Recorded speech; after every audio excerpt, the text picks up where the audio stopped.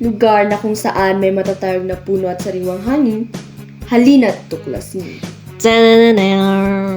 Sa Bukod Benguet, sa gitna ng biyahe, ika'y sasalubungin ng magagandang tanawin. Ang aming team ay lumipad patungo roon.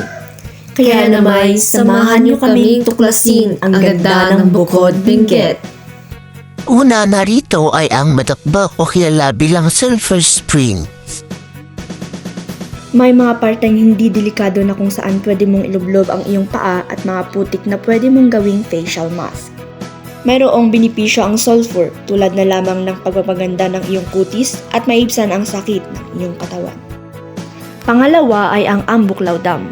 Kung nais mo ng mas murang isda, pwes magbingwit ka dito sa Ambuklaw Dam. Kung balak mong magbangka, ihanda mo ang iyong 200 pesos. Pangatlo, ang Banao River. Ika'y makakit sa angking kagandahan nito. Malinis, maaliwalas, at iba pa. Ito ay ilan lamang sa mga magagandang tanawin sa bukod. Kaya naman ano pang hinihintay mo? Halina't tuklasin at bisitahin ang bukod.